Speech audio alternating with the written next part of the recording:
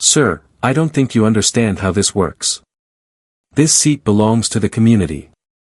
I looked up from my complimentary glass of champagne, the one I hadn't even taken a sip of yet, and stared at the woman standing in the aisle of a Boeing 787, blocking 3 other first-class passengers who were trying to get to their seats. Her name was Diane Prescott. I knew her name because I'd seen it on enough passive-aggressive laminated notices taped to my mailbox over the past 2 years to have it memorized. President of the Ashford Meadows Homeowners Association. Self-appointed queen of a 340-home subdivision in central Ohio. And, as it turned out, my seatmate's replacement, at least in her own mind, for the next 11 hours to Tokyo. I'm sorry, I said, genuinely confused. What community? Ashford Meadows, she said, like I was supposed to just get it. This is a shared space. First class is a common area of the aircraft, and as HOA president, I have precedence. I want you to sit with that sentence for a second. Because I certainly had to. A flight attendant named Priya was standing a few feet away, her professional smile flickering like a light bulb about to die.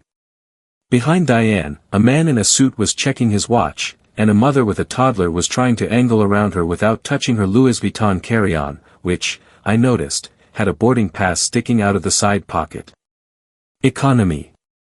Row 34. Ma'am, Priya said carefully, this gentleman's boarding pass matches this seat. If there's an issue with your own seat assignment, I'm happy to help you find it. Diane didn't move. She just looked at me the way she looked at anyone in the neighborhood who dared paint their shutters a color not on the approved palette. I built that community, she said. I earned the right to be comfortable when I travel. I hadn't even said anything yet. I just laughed. One short, disbelieving laugh, because I genuinely thought, for one hopeful second, that this was a joke. It was not a joke. It was the opening scene of the strangest, most satisfying 11 hours of my adult life, and it started at 35,000 feet with a woman who genuinely believed that homeowner association bylaws extended into the stratosphere. Hey everyone, welcome back to the channel. If you're new here, this is the place for real stories about entitled people getting exactly what's coming to them, HOA tyrants, workplace bullies, nightmare neighbors, you name it. If that's your thing, go ahead and hit subscribe, because today's story might be one of the wildest ones we've ever covered. This is the story of how a woman tried to claim my airplane seat as HOA property, how she turned an 11-hour flight into a battlefield, what she did afterward that crossed every possible line, and how the universe, with a little help from a flight crew, a security camera, and one very patient pilot, served her a plate of karma so satisfying I still think about it. Buckle up. Literally. Let me back up. My name's Marcus. I'm 34, I work in supply chain logistics for a mid-sized manufacturing company, and 2 years ago my wife Elena and I bought our first house in a development called Ashford Meadows. Nice place. Tree-lined streets, a little pond with a fountain that lights up at night, good school district for when we eventually have kids. The kind of neighborhood you put a down payment on and think, okay, this is it, this is the grown-up life now. The trip I'm about to tell you about was supposed to be simple and wonderful. Elena's grandmother, Michiko, was turning 90 in Kyoto, and her entire extended family was flying in from all over the world to celebrate. Elena had been planning this trip for over a year. We'd saved for it. I'd used a small mountain of credit card points I'd been hoarding since a work trip streak the year before, and I'd finally cashed them in for 2 first-class seats on a non-stop flight to Tokyo. I remember sitting at our kitchen table the night before we left, going over the boarding passes, feeling genuinely excited in a way I hadn't in months. Elena was upstairs packing, humming some song her grandmother used to sing to her as a kid. It was quiet. It was peaceful. It was, in hindsight, the calm before a storm that had been building in Ashford Meadows for a very long time, I just didn't know it yet. Because 2 houses down from us lived Diane Prescott. If you've never dealt with an HOA president like Diane, let me paint the picture for you. Diane had been president of the Ashford Meadows HOA for 6 years, and in that time she had turned a volunteer position with a $40 monthly stipend into something resembling a personal fiefdom. She measured grass height with an actual tape measure. She once sent a certified letter to a family whose Halloween inflatable was, in her words, aesthetically incongruent with the neighborhood's visual identity. She fined a retired veteran $150 because his flagpole was 2 inches taller than the bylaws allowed. And she had a very particular obsession with us. See, Elena and I had pushed back on Diane exactly once, about 8 months before this flight. The HOA board, really just Diane and 2 people who did whatever she said, tried to force every homeowner to repaint their front door, Ashford ivory, a shade of beige so bland it looked like it had given up on life. Elena, who is an interior designer, politely explained at a board meeting that our door was already an approved color and that forcing repaints without a vote violated the HOA's own bylaws. She was right. She had the paperwork. Diane lost that vote, publicly, in front of 40 neighbors. Diane never forgave her for it. Since then, we'd gotten violation notices for things that weren't actually violations. Our trash cans were visible 11 minutes past the allowed window. Our mailbox flag was faded. At one point she tried to fine us for a garden gnome that had been sitting in our yard, unbothered, for over a year. We genuinely thought we'd left all of that behind us when we boarded that flight. Turns out, Diane Prescott doesn't believe in leaving anything behind. Here's the thing I didn't know until I was standing at the gate: Diane and her husband, Gerald, were also flying to Tokyo. Not with us, coincidentally, on the exact same flight, for what she'd later claim, unconvincingly, was a long-planned anniversary trip. Economy class, row 34, middle and aisle. I saw her in the terminal before we boarded and did the polite neighborhood nod, the one you give someone you don't love but have to see at the mailbox twice a week. She did not nod back. She stared at my boarding pass, which was tucked, visibly, in the outer pocket of my jacket, with the words first class printed in bold letters across the top. I thought nothing of it. Big mistake. We boarded early, since first class boards first, settled into our seats, 2A and 2C, and I remember Elena squeezing my hand and saying, "We actually did it. We're really doing this." I ordered a pre-departure orange juice. Elena put on her eye mask, even though we hadn't taken off yet, because she gets excited sleepy before long flights. About 10 minutes later, I heard a voice that made my stomach drop before my brain even processed why. "Excuse me. Excuse me. This is my seat." Diane was standing in the aisle next to 2C, Elena's seat, with her boarding pass held out like a subpoena. Except her boarding pass clearly said 34D. "I think you're a little turned around," I said, as gently as I could manage. "This is first class. Your seat's further back." "I am aware of what class this is," she snapped.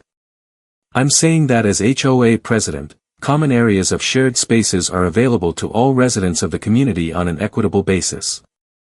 This aircraft is a shared space. I don't see why you two get to hoard the good seats while the rest of us sit in the back." I actually looked at Elena to see if she was filming a prank show. She wasn't. Diane was completely serious. "Diane," I said slowly, "we are not in Ashford Meadows. This is a commercial airplane. HOA bylaws do not apply here. Everything is a community if enough people share it," she said, "and I want you to know, dear viewer, that I wrote that quote down on my phone the second she walked away, because I knew nobody would believe me otherwise."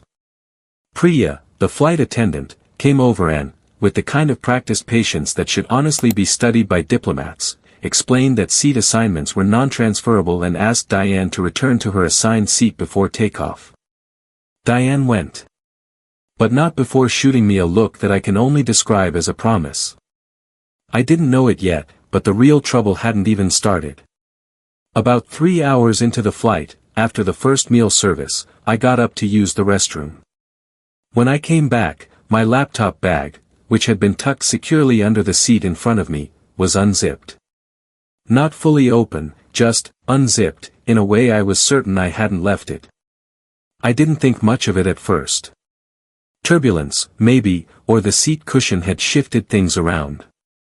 But when I checked my bag properly during the second meal service, I noticed my noise-canceling headphones were gone. Not misplaced, gone. Gone. I'd had them in the side pocket when we boarded. Elena had watched me put them there.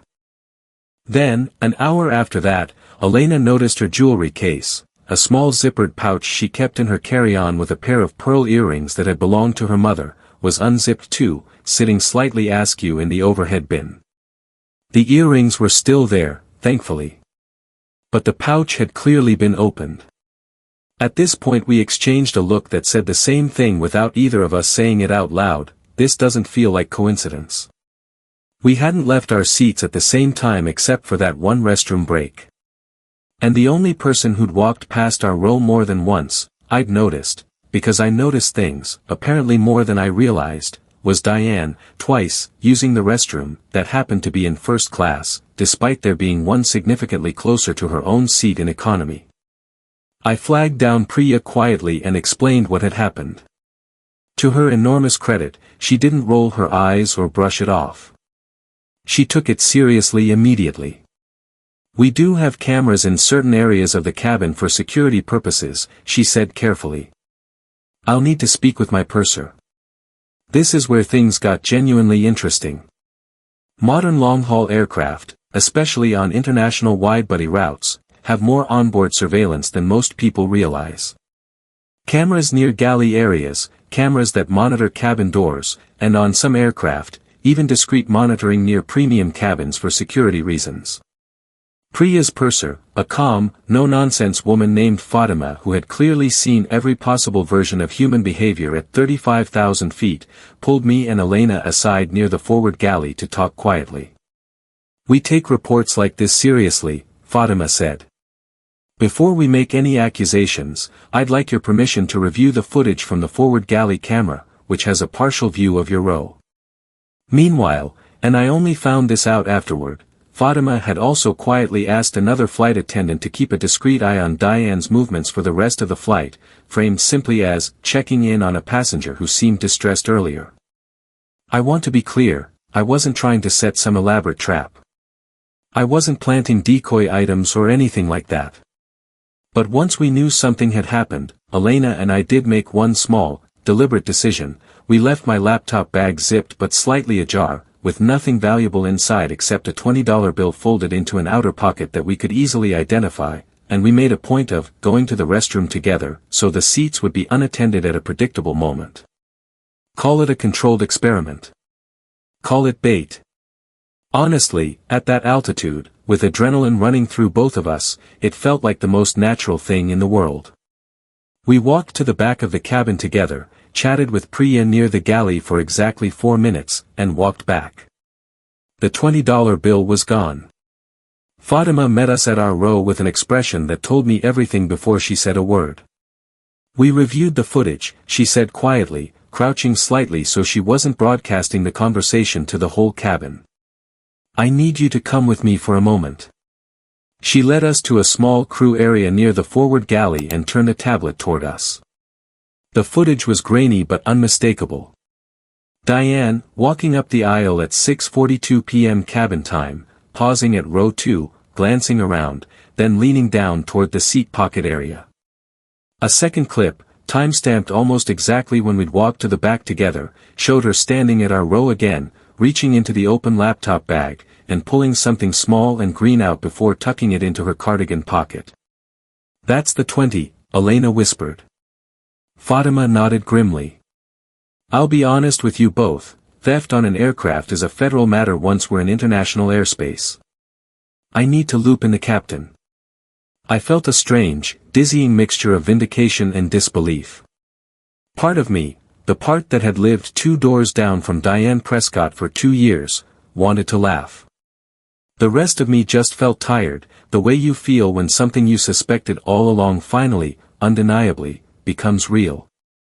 What happens now? I asked. Now, Fatima said, standing up straight, we handle this the way we handle any incident on board. Properly. And discreetly, if possible, though I should warn you, discreet isn't always how these things go.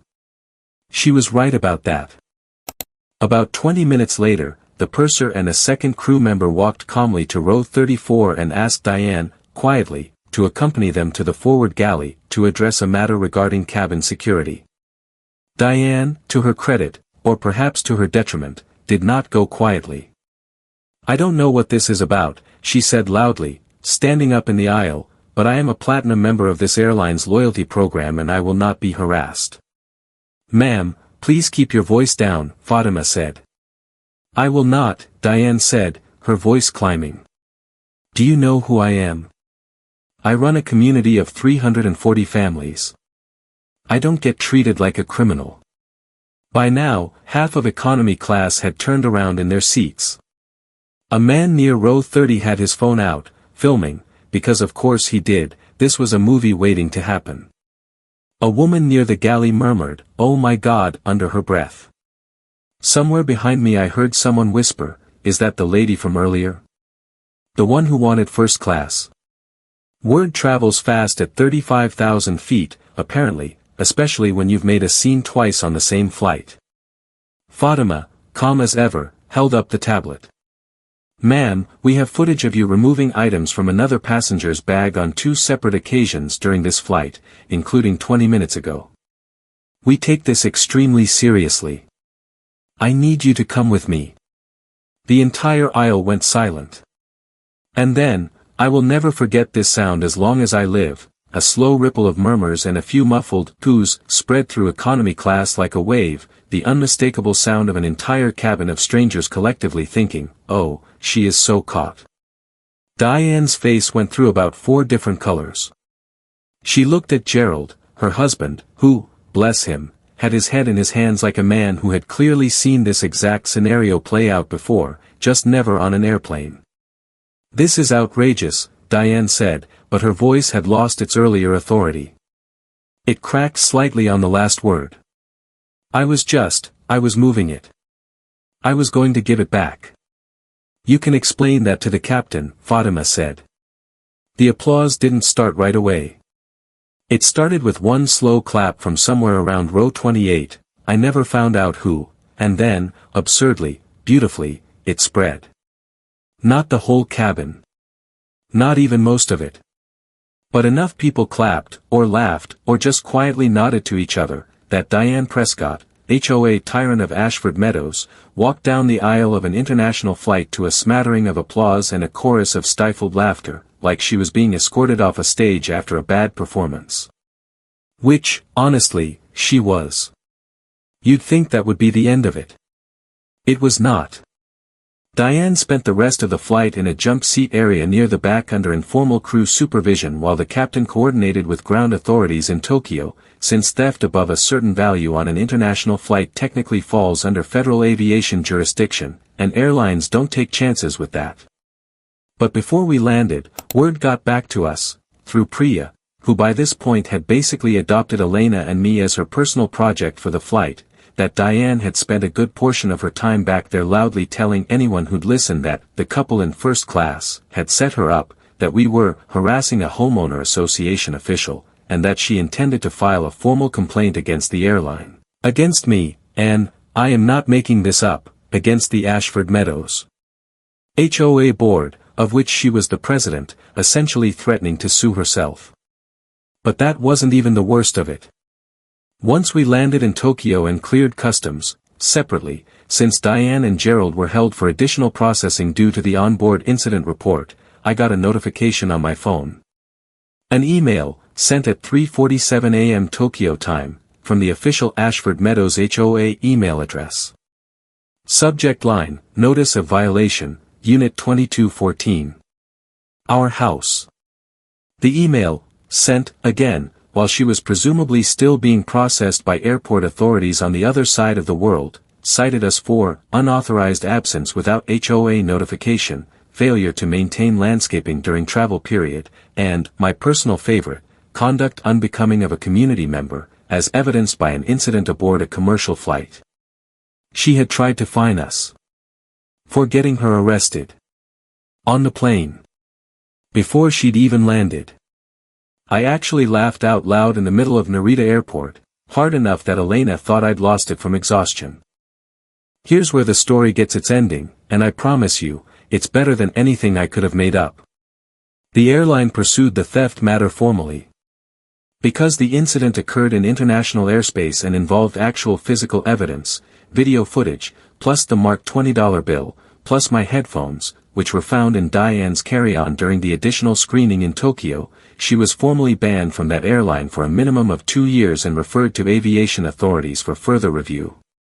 Gerald, mortified beyond words, later told Elena's cousin, who happened to know someone at the same airline through work, that Diane had tried to argue her way out of it by claiming she suffered from a rare form of travel-induced kleptomania, which, unsurprisingly, did not hold up, especially once the footage showed her calmly checking around her before each theft.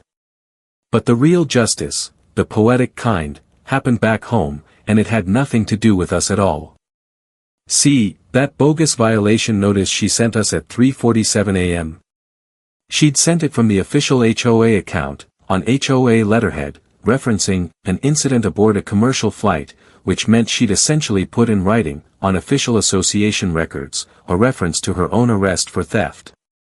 When we got home 3 weeks later, we forwarded that email, along with a very calm, very factual account of what had actually happened, to the HOA's Legal Review Committee, a body that, delightfully, existed specifically to check the board's overreach, and which Diane herself had mostly ignored for 6 years because nobody ever challenged her.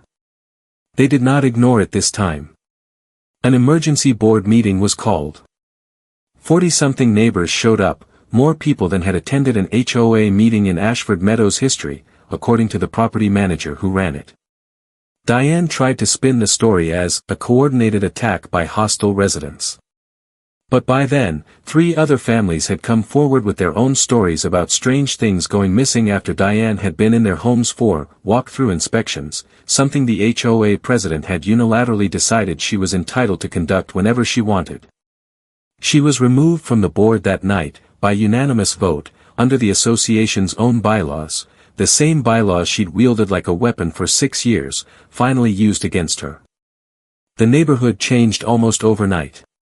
A new HOA board was elected within a month, actual volunteers, reasonable people, one of whom was, gratifyingly, Elena, who ran on a single-issue platform of "let's just be normal about paint colors." The garden gnome stayed. Nobody's ever measured my grass with a tape measure again. Diane and Gerald put their house up for sale about 4 months later. I don't know all the details of where they ended up, and honestly, we didn't ask. Some people, once the illusion of authority is gone, don't stick around to watch the community move on without them. As for us, Elena's grandmother got her 90th birthday celebration exactly the way she dreamed of it, surrounded by 4 generations of family in a small tatami-floored restaurant in Kyoto, and somewhere in the middle of the toasts, Elena leaned over to me and said, "You know, in a weird way, I'm almost grateful to Diane. I don't think I'll ever forget this trip." Neither will I. Though maybe not for the reasons Diane would have wanted. Here's what I keep coming back to, months later. Diane Prescott didn't lose her position, her reputation, or her seat on that plane because anyone set out to destroy her. She lost it because she genuinely believed that a title, even a tiny, unpaid, thankless one like HOA president, gave her ownership over things that were never hers to claim. A seat she didn't pay for. A bag she didn't own. A community that, as it turned out, was never actually hers to run like a kingdom in the first place. Entitlement has a strange kind of gravity to it. It convinces the person carrying it that the rules are for everyone else. And it almost always, eventually, runs out of altitude. You don't need cameras or evidence or a viral moment to see it happen, either. Most of the time it happens quietly. A neighbor who stops getting invited to things, a coworker whose opinion nobody asks for anymore, a person who wakes up one day and realizes that community they thought they controlled has simply, politely, moved on without them. That's not a tragedy. That's just what happens when the myth runs out. So here's my question for you, and I really do want to hear your answer in the comments. Have you ever dealt with someone, a neighbor, a coworker, a family member, who genuinely believed that their rules applied everywhere they went, no matter the context. What happened when reality finally caught up with them? Let me know down below, and if you enjoyed this story, don't forget to like, subscribe, and turn on notifications, because trust me, this is far from the last HOA horror story we've got for you. Until next time, safe travels, and keep your seats to yourselves.